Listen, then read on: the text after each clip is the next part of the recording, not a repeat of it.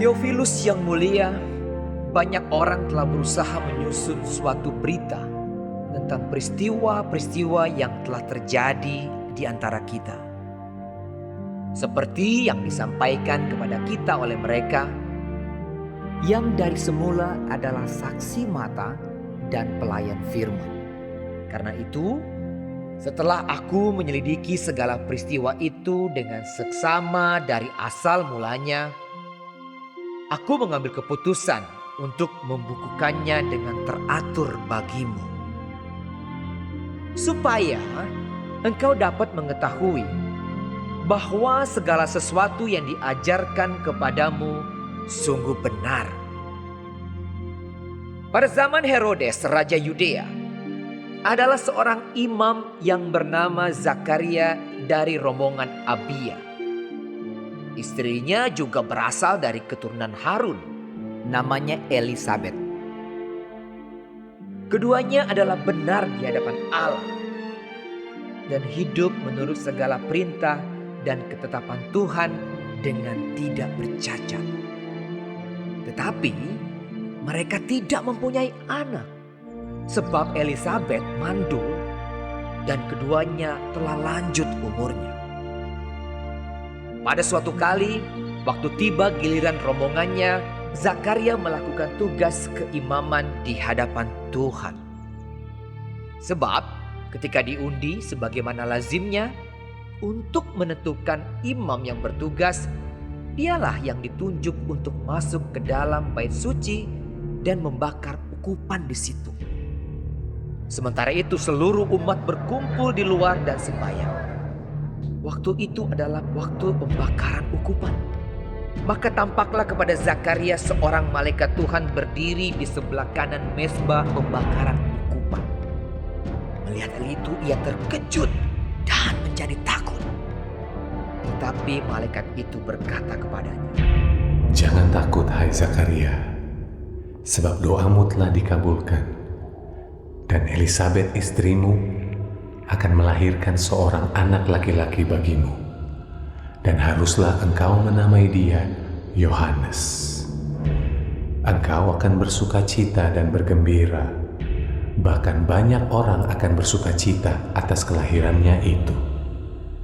Sebab ia akan besar di hadapan Tuhan, dan ia tidak akan minum anggur atau minuman keras, dan ia akan penuh dengan Roh Kudus mulai dari rahim ibunya. Ia akan membuat banyak orang Israel berbalik kepada Tuhan Allah mereka. Dan ia akan berjalan mendahului Tuhan dalam roh dan kuasa Elia, untuk membuat hati bapa-bapa berbalik kepada anak-anaknya, dan hati orang-orang durhaka kepada pikiran orang-orang benar, dan dengan demikian menyiapkan bagi Tuhan suatu umat yang layak baginya." Lalu kata Zakaria kepada malaikat itu, Bagaimanakah aku tahu bahwa hal ini akan terjadi? Sebab aku sudah tua dan istriku sudah lanjut umurnya. jawab malaikat itu kepadanya, "Akulah Gabriel yang melayani Allah, dan aku telah diutus untuk berbicara dengan engkau dan untuk menyampaikan kabar baik ini kepadamu. Sesungguhnya, engkau akan menjadi bisu dan tidak dapat berkata-kata sampai kepada hari di mana semuanya ini terjadi, karena engkau tidak percaya akan perkataanku yang akan nyata kebenarannya pada waktunya." Sementara itu orang banyak menanti-nantikan Zakaria. Mereka menjadi heran bahwa ia begitu lama berada dalam bait suci. Ketika ia keluar, ia tidak dapat berkata-kata kepada mereka dan mengertilah mereka bahwa ia telah melihat suatu penglihatan di dalam bait suci. Lalu ia memberi isyarat kepada mereka, sebab ia tetap bisu. Ketika selesai jangka waktu tugas jabatannya, ia pulang ke rumah. Beberapa lama kemudian Elisabet istrinya mengandung, dan selama 5 bulan ia tidak menampakkan diri. Katanya, Inilah suatu perbuatan Tuhan bagiku. Dan sekarang ia berkenan menghapuskan aibku di depan orang. Dalam bulan yang keenam, Allah menyuruh malaikat Gabriel pergi ke sebuah kota di Galilea bernama Nazaret kepada seorang perawan yang bertunangan dengan seorang bernama Yusuf dari keluarga Daud. Nama perawan itu Maria. Ketika malaikat itu masuk ke rumah Maria, ia berkata, "Salam hai engkau yang dikaruniai, Tuhan menyertai engkau." Maria terkejut mendengar perkataan itu, lalu bertanya di dalam hatinya, apakah arti salam itu? Kata malaikat itu kepadanya, "Jangan takut hai Maria, sebab engkau beroleh kasih karunia di hadapan Allah.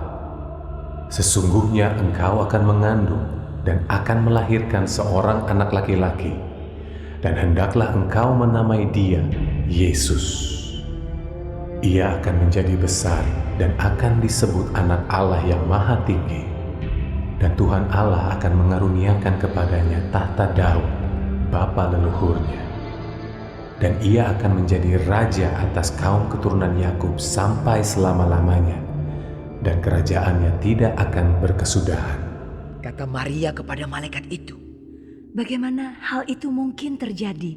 Karena aku belum bersuami.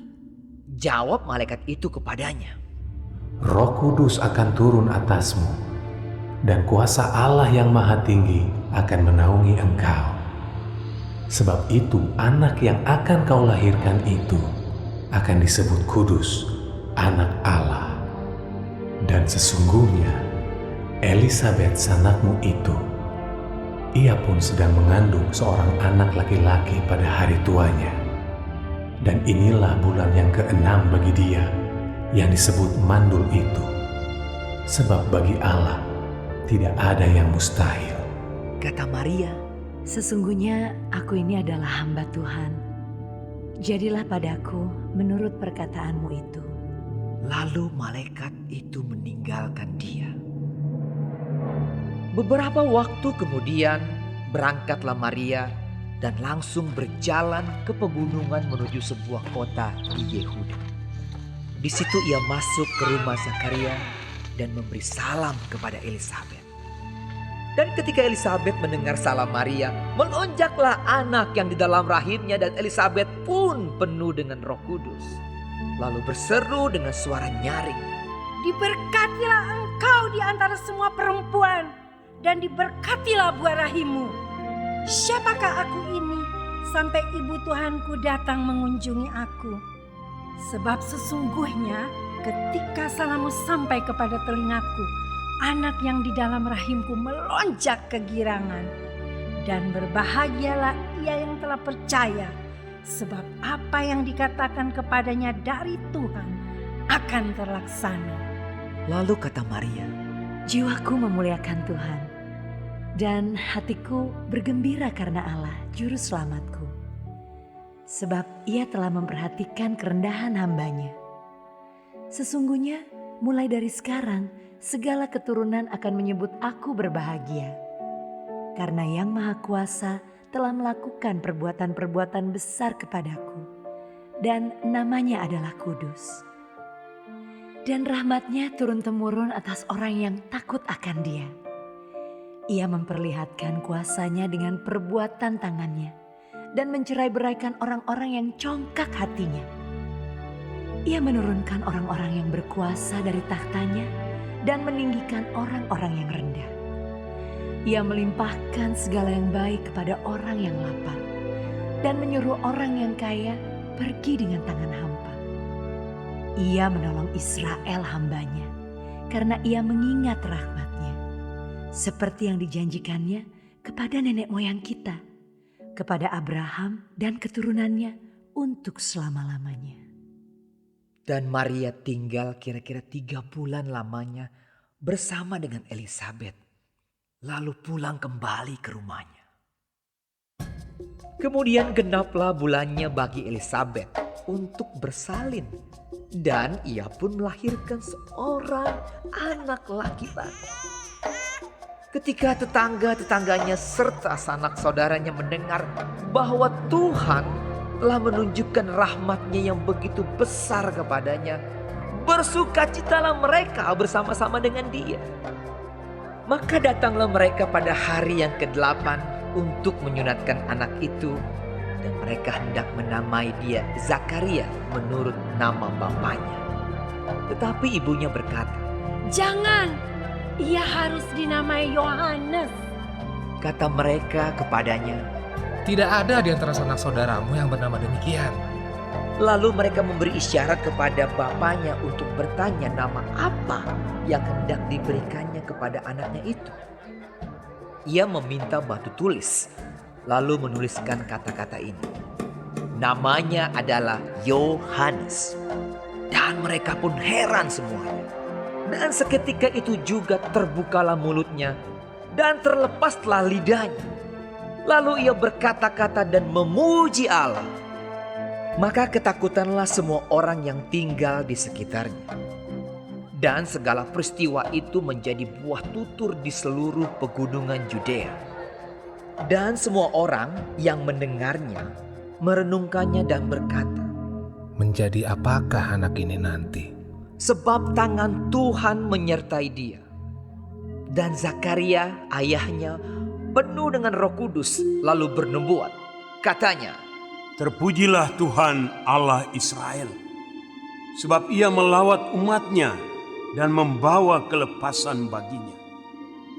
Ia menumbuhkan sebuah tanduk keselamatan bagi kita di dalam keturunan Daud, hamba-Nya itu.